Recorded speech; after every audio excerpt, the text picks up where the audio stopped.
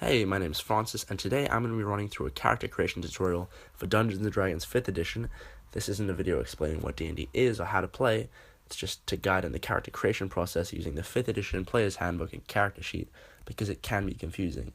Those resources can be downloaded at the links in the description. I'll also leave timestamps to each item of the character sheet in the description as well. Now without further ado, let's get right into it. Right, so I'm creating a new character to demonstrate the process, and I'll be opening up the character sheet with Adobe Acrobat. Now, in order to be able to edit the form fields, you're going to have to right-click and select Edit with Adobe Acrobat if you're doing this digitally. Otherwise, you can always just print a copy and write in pencil, because all your character's details are subject to change as you play. Now, getting right into it, we're going to start off by selecting Character Race. Now, your race is going to dictate a lot of things. Most races vary greatly in their lifespan, height, weight, appearance, and their bonuses or racial traits. Every race has an ability score increase.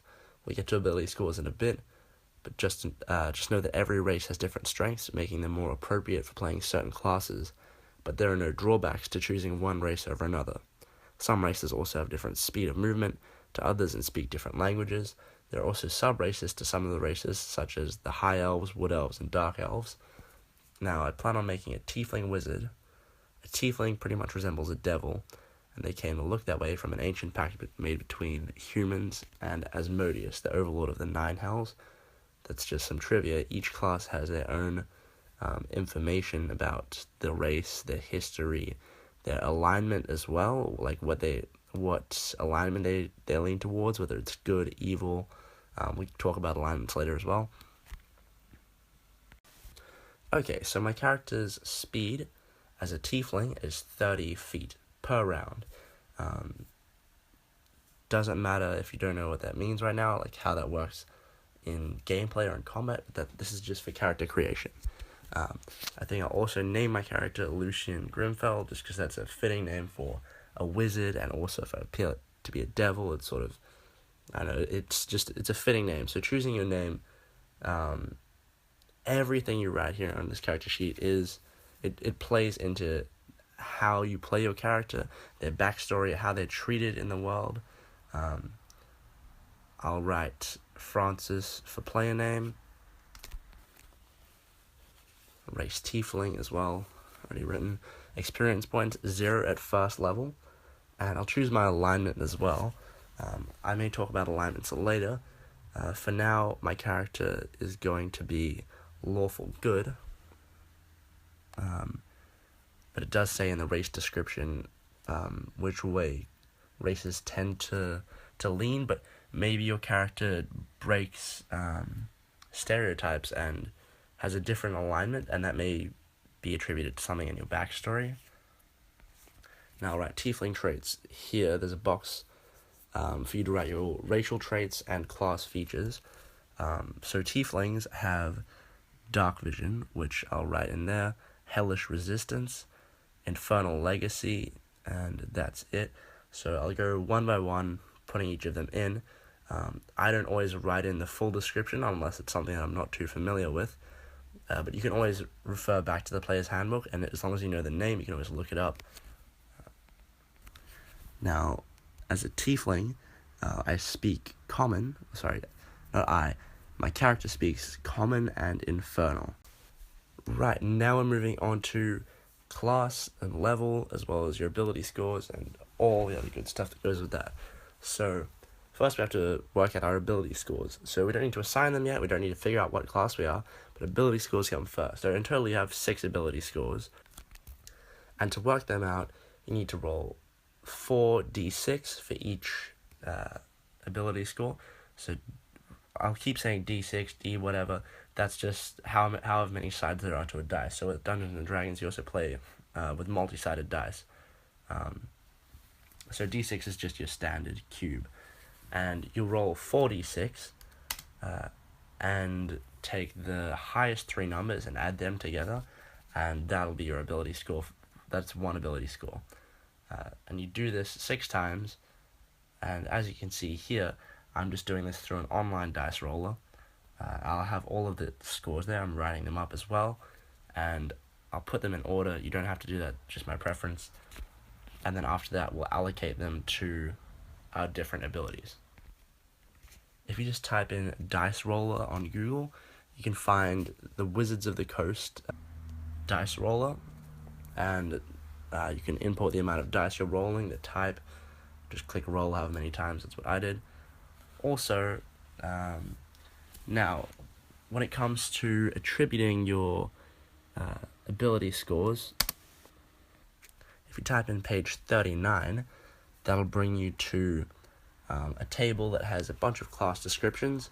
So it has the name of the classes, a short description about what that class does, what the role is in combat, and just in the way you play. The hit dice, so the hit dice are actually the amount of health that you have.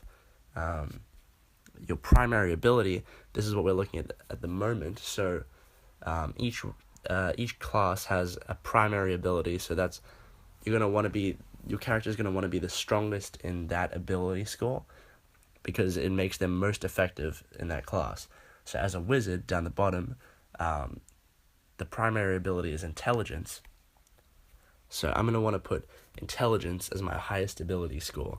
Now, I already know the racial traits for the tiefling, and they get a +2 to their charisma and a +1 to intelligence, which is why I chose them. I often choose races that have bonuses which suit the class. So I always decide what class I want to play first, and then I choose a race that suits that. That doesn't have to be how you do it, that's just how I do it, and I make very effective characters in that way. Also, each class, once you go to the class page, so I'm looking at Wizard, for example, has a quick build subheading, and under that it's written the best way to make a first level character in that class. So it tells you where you should place your ability scores. So as a wizard, quick build is your highest ability score should be intelligence, followed by either constitution or dexterity. But if you're choosing the school of enchantment, make charisma your next best score. All that good stuff. Sometimes there'll be class specific instructions there. So as a wizard, it tells you some spells that you should probably take. However, I'll choose what I want. So yeah, I'm putting in my highest ability score of 18 into intelligence first, constitution as 17.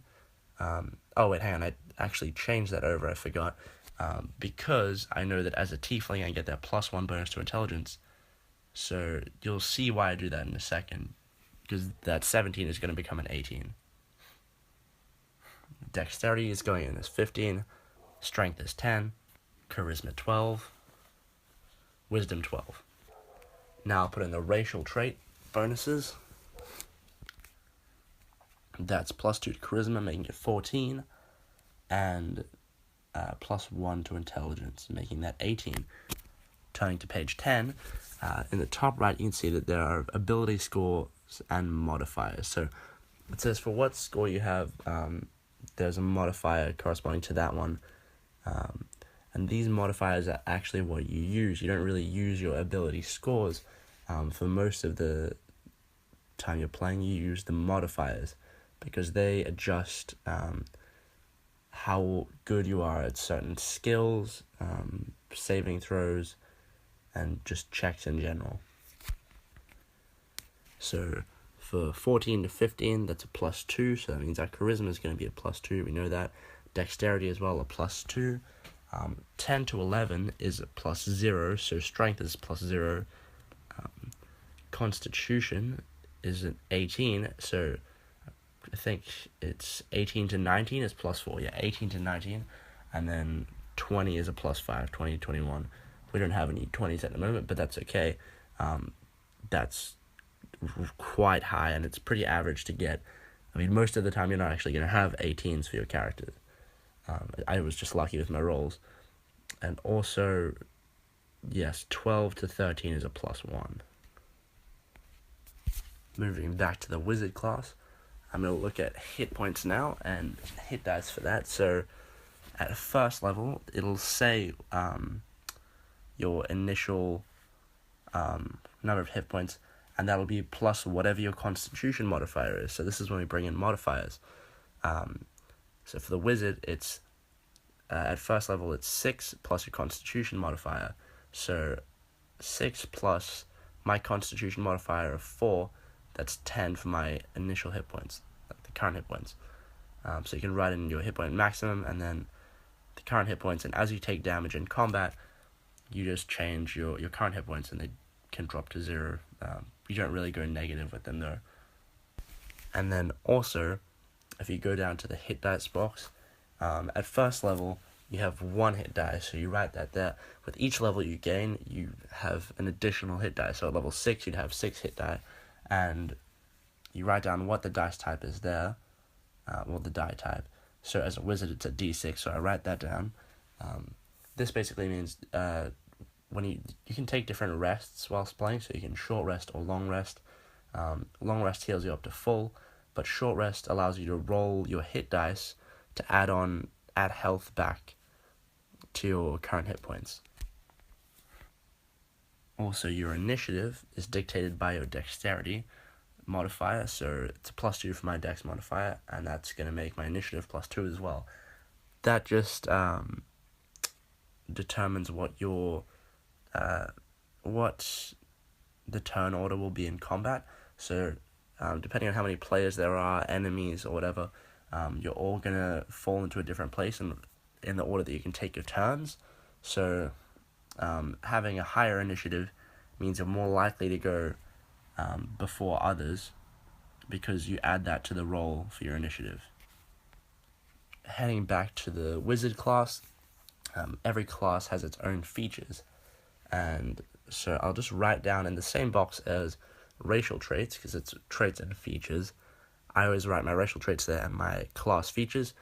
I've written down the racial traits, so the features to go with them are spellcasting for the wizard, as well as arcane recovery at first level. With each level you gain in your class, you gain different features, and also if you have a spellcasting class, you might not gain a feature, you might just get more spells, for example. Also, at the start of each class, there is a class table, and that it shows the level, your proficiency bonus at each point. At first level, your proficiency bonus is a +2. Features at each level, and then if you're a spellcasting class, it does have your spell slots, which we'll talk about at the end of the video. So now we'll look at proficiencies written under the class features. Each class has proficiencies in different weapons, armor, skills, languages, not often languages actually, and saving throws as well. So as a wizard, the weapons that I'm proficient in are daggers, darts, slings, quarterstaffs, and light crossbows. They're proficient in no tools or armor. Saving throws. If you're proficient in a saving throw or a skill, which I'll do now, you don't have to tick the box, but I always just tick the little bubble there, black it out, and you add if you're proficient with it, you add your ability modifier that relates to that one. So it just says all of them, like strength, STR, int, whiz, charis, car, all of them. You add the modifier for that ability score to your proficiency bonus. So for my intelligence saving throw, with an intelligence modifier of +4, I add +2, which is my proficiency bonus, and that makes it a +6. Okay, moving to class skill proficiencies. As a wizard, you choose 2 from Arcana, History, Insight, Investigation, Medicine, and Religion. Most classes have a different set, and some classes also allow you to choose more than 2, or just 1 from the list provided. So for each skill, you do the same as with the saving throws. If you're proficient in it, you take the little bubble, and then you add the ability score that relates to that skill to your proficiency bonus. So it has a little 3-letter indication of what the ability score is in brackets next to each skill. So for Arcana, for example, it has int in brackets, so that's intelligence. You add your intelligence modifier to your proficiency bonus, just as I did with my saving throw up above. So I'm also going to be just filling in all of the other ones that I'm not necessarily proficient in, with their modifiers that the modifiers that relate to them. I don't always do this with my characters. It's just to demonstrate how it works. So, I know I'm not supposed to be teaching how to actually play D&D, but how this works is that you have these skills and they apply in certain situations. So, for example, with the persuasion skill, you may be in dialogue with a non-player character, and you may be trying to persuade them to do something, to give you something, like information, more money, like a greater reward. And so you'll roll a d20, so a 20-sided die, and then you'll add on whatever ability modifier is relevant to that check, to the roll. So if your dungeon master asks you to make a persuasion check, you roll a d20 and then add on your persuasion bonus. So that's a +2 because I'm not proficient in it. If it was an arcana check, I'm proficient in that, so I add on a +6 to the roll, which allows me to do a lot better. I'm more successful at achieving my goal. Right, moving on to armor class. Each class can start with certain armor. You have different armor proficiencies, and if you type in page 136, that gives you a list of, it gives you a table of the different armors. Pretty much your armor class is what enemies have to roll equal to or greater in order to hit you. So with an armor class of 15, an enemy has to roll a d20, and they have to get 15 or greater in order to hit you. So the armor table has different types of armor, costs, weight, and it indicates what amount of protection it gives you, so what armor class that is. As a wizard, however, I have no armor proficiency, and so your armor class, if you have no armor on and do not have an unarmored racial trait or class feature, is 10 plus your dexterity. And my dexterity modifier is +2, so it's a 12 for my armor class. Now, making your characters, your dungeon master will pretty much decide whether you make one of two choices. So either when you make your character, you will receive the equipment that comes with your class. There's a list of items that you can choose between. There'll be A, one item, or B, another item. You choose through those. Or we get to character backgrounds later on, and you can actually start off with a certain amount of gold depending on your class, and you just spend that gold to buy all of the equipment that you need and want, and that's at your dungeon master's discretion. So for the purposes of the tutorial, I'll just take the free equipment that comes with the class, and I'll write that down. And I'll also be writing in weight for each of the items, because characters do have a carry weight. It's how much they can carry before they've reached their limit.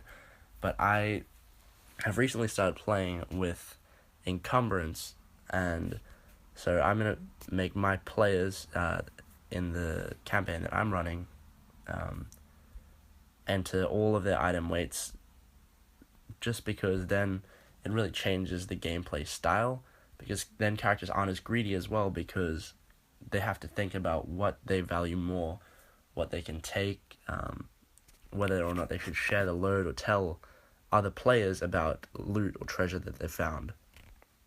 So if you just go to the adventuring gear section of the player's handbook, it does have the item weights for each item that you have.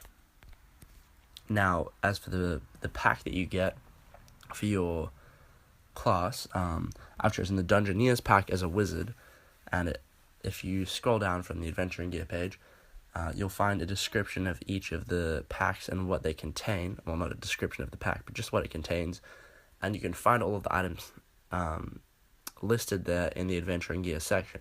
So I'll just type all of those up and put the weights next to them as well, and work out the total carry weight in the end. So your carry weight, this is irrelevant. If you don't plan on playing with this, then there's no point in listening. However, your carry weight to work out is 15 times your ability score for strength. That's not the modifier, that's the ability score. So with a strength of 10, that's a maximum carry weight of 150 pounds, because that's just 10 times 15. So after that, your character can't carry anything else.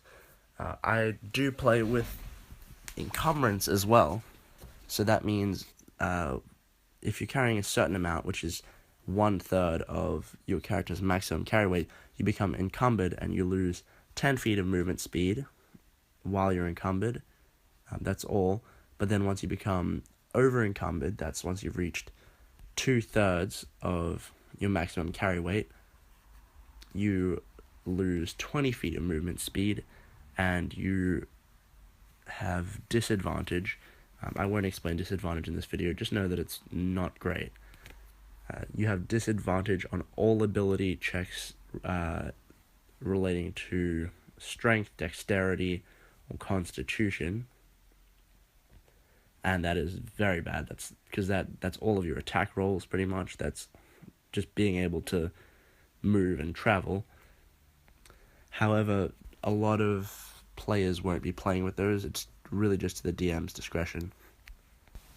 Now, moving to page 140, just typing that in, brings up a table of all of the different types of weapons, damage, properties of the weapon, cost, weight, etc. So, as a wizard, I'm proficient with daggers, and in order to enter that correctly into the weapons table, you just write in the name, dagger, attack bonus. So if you're proficient with a weapon, that means, so with pretty much any melee weapon, so that's like close combat, that is your strength ability modifier. So you add your strength modifier to your proficiency bonus. So with a strength of 0, that's a plus, strength of 0 and a proficiency bonus of 2, it's just +2 for my attack bonus with the dagger. With ranged weapons, you do use your dexterity modifier for the attack bonus, and also weapons that have the finesse property, as if you scroll up you can see the different property descriptions. The finesse property allows you to use your dexterity instead of your strength for the attack bonus and damage roll. So the damage type for a dagger is 1d4, so you roll that and that's the damage that you use, plus the relevant modifier. That's only if, no, it's not only if you're proficient.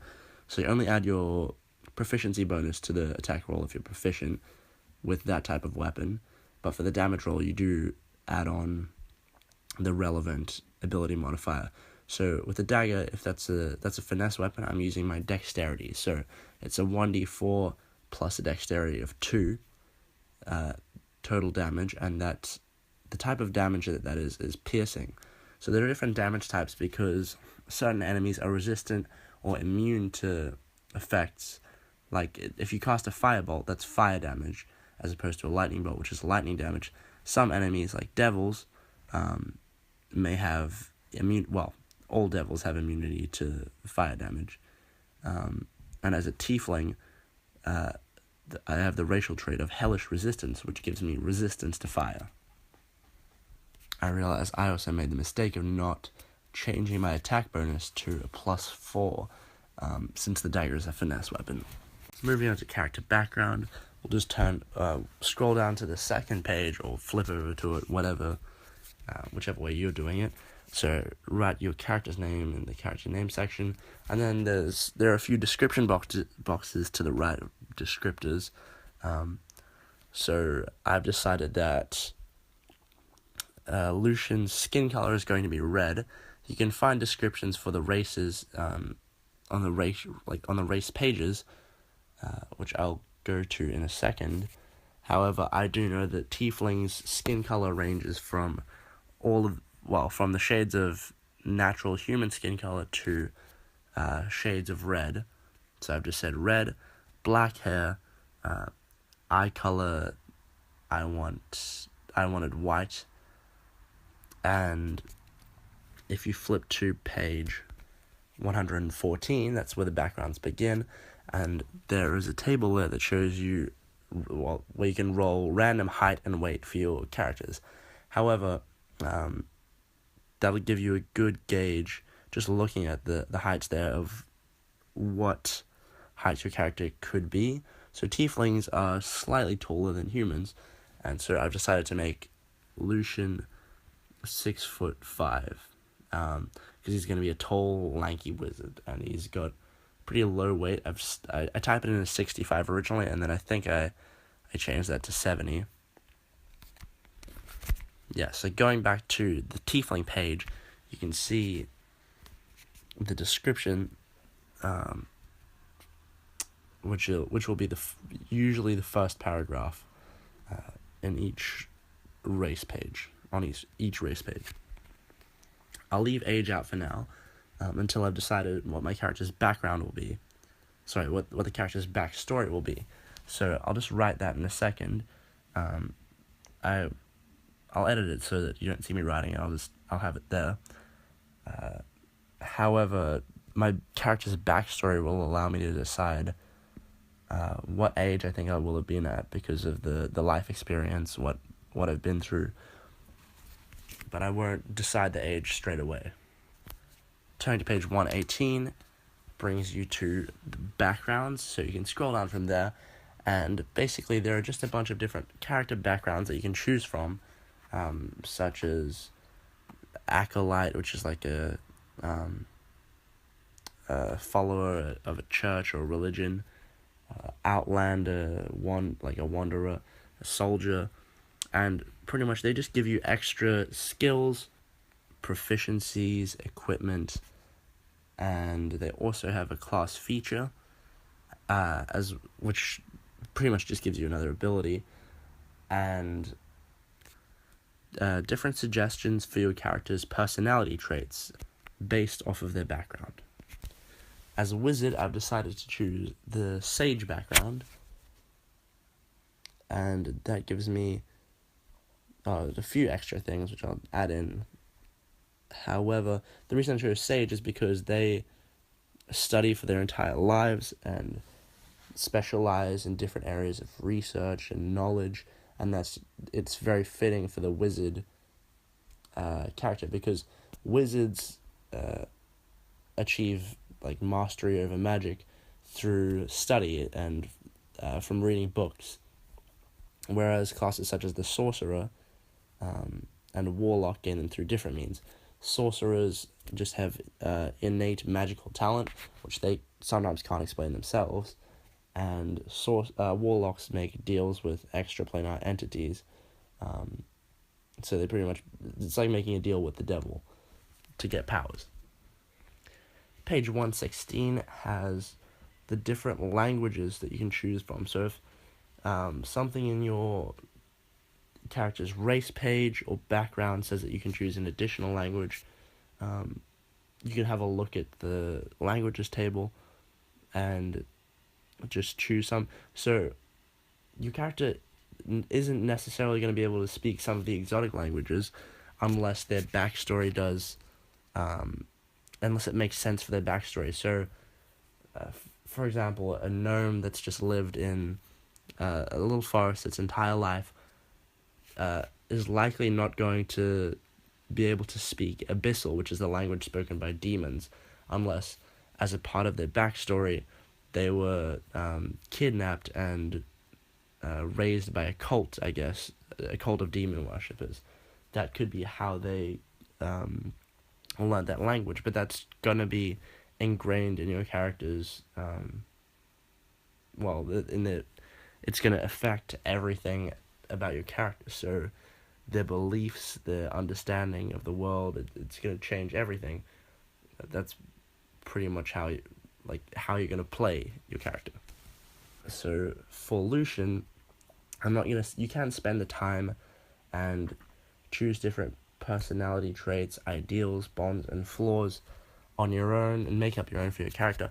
Or you can take the suggested ones from the background page, which is what I will be doing for Lucian. So these just pretty much change how you play your character in the world. So personality traits, just some interesting facts about them, just to make them more unique and define them. Ideal, that's their belief. It's pretty much that is their ideal. Bond is a close relationship that they have with a person, place, object, and it may cause you to act against your beliefs or ideals in order to protect or save your bond, for example. And last is your flaw. Flaws are just really fun to have. Flaws make your character relatable in a sense that they're not perfect. Your character has a flaw. It makes them more interesting, gives them more depth, and causes them to act differently in certain situations. Lastly, going back to alignments. Right, so there are 9 different alignments. There's neutral, chaotic neutral, neutral good, lawful good, chaotic good. There's also lawful neutral, I forgot. Neutral evil, lawful evil, chaotic evil. 9 different alignments. And so neutral characters don't lean towards good nor evil. They'll just act in their best interests and make decisions that best suit them, pretty much whatever they want to do. However, there is reason with just true neutral players. Lawful neutral means that your player will only abide by the laws, so they'll take actions that are to their best interests. However, it's just as long as they're not breaking the law or doing anything against the laws of society or something similar. Chaotic characters, on the other hand, chaotic neutral characters do whatever the hell they want regardless of the law or anything else. They don't lean towards good or evil. It's just whatever takes their fancy. So some races are more likely to lean towards this alignment. But yeah, in terms of good and evil, a neutral good character may just seek to do good in the world, but they won't go out of their way to do things. They may frown upon people who do evil, but they won't take actions against them. Lawful good means you're good, and that's within the limits of the law and society.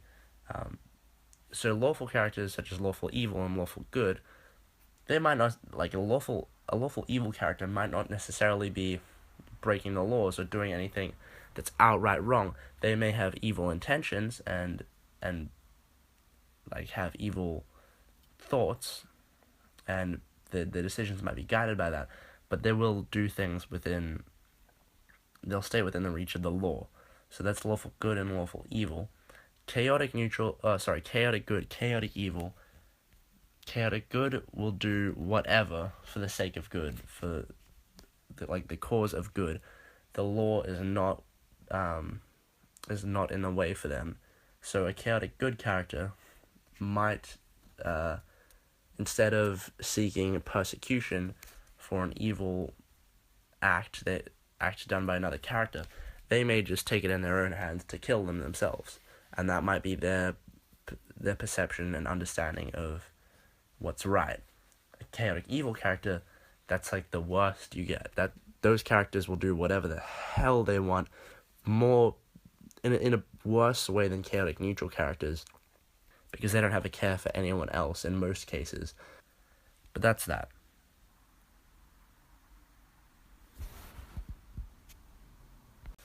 Moving on to the final section, this is just additional. So if you have a spellcasting class, Not all classes are spellcasters, so if you don't want to get into spellcasting because it can be quite complicated, especially if you're just learning for the first time, then you can just end the video right here. You've got everything you need to know. But as a wizard, Lucian is a spellcaster, so I'll go into how to make a spellcasting class, or how to pretty much organize the spell section of your class. Right, so you're going to scroll down to the third page, or flip to the third page for your spellcasting, and you'll write the spellcasting class. In Lucian's case, he's a wizard, so I write wizard there. And then for the spellcasting ability, it does say that if you scroll down to the feature that gives your character spellcast in that class, it will tell you your spellcasting ability. So for the wizard, it is intelligence, so I'll just write int or intelligence in the box. For the spell save DC, so this is pretty much what enemies, some spells work in that you have to roll in order to hit with the spell. Other ones automatically hit, and enemies have to, or whoever you hit has to beat your spell save DC, so that's the difficulty check. That's what DC stands for. Beat your spell save DC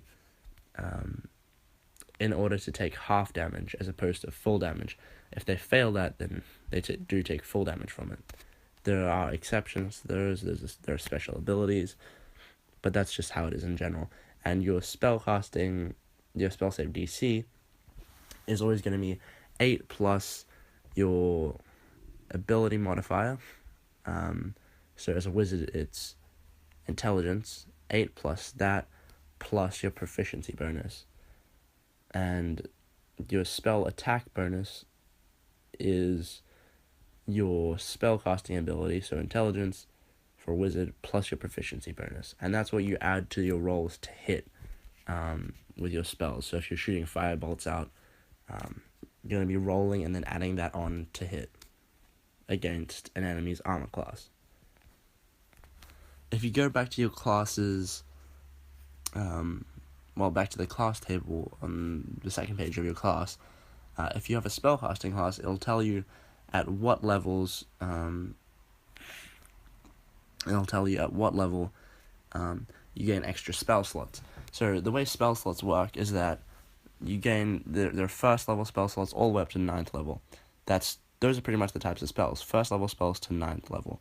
9th level being the most powerful and crazy spells, and those are spells you're only really going to be using at, or able to use at 20th level, which is max level. So I'm going to start off by entering cantrips. A cantrip is just a spell that you can cast over and over again without using a spell slot.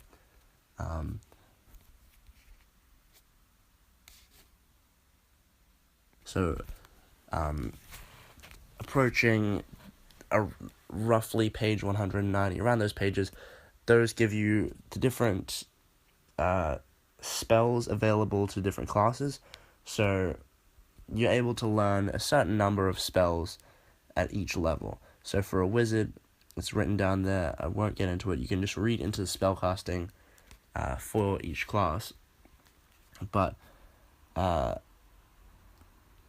a wizard, I'm pretty sure I can choose 6 known spells at first level, and I only have first level spell slots at first level. So I'm only going to choose first level spells as opposed to second level spells, because you can only cast spells of levels higher than 1 in spell slots, in their equivalent spell slots. So a third level spell can only be cast at a third level spell slot, for example. Spells can be cast in slots higher than the spell level. So a second level spell can be cast in a 5th level spell slot, and often by doing that you increase the strength of the spell. I have 2 first level spell slots at first level, and I'll choose 6 spells for me to know, and wizards, some classes are different in the way that they prepare their spells. So wizards have to wake up every day and prepare the amount of spells that they're ready to cast. So they know 6, they have spell books which they write their spells in. However, they can only prepare a certain amount for the day, which they're ready to cast without opening their spell books up. So you can just take the little bubbles for spells that you have prepared if your class requires that. Otherwise, it's not important because you can just cast spells whenever. Like sorcerers know all of their spells just because they don't have to study for them. It's something that just comes naturally. I know that the spell casting part of this tutorial hasn't been as in-depth and isn't as helpful. Just forgive me because it's really late at night, but this is something that you can find out on your own through the book, just by reading into it. Page 2 has an index of all of the chapters and everything you could possibly need to know, so you can always just turn to pages and read into it yourself. There are general rules of spellcasting which you can look into, and also past page 190 something, it's one of those pages, there onwards are all of the different spells and their descriptions, if you want to find out what they do. That just about wraps this video up, so thanks to all who watched. I hope it's been very helpful for you.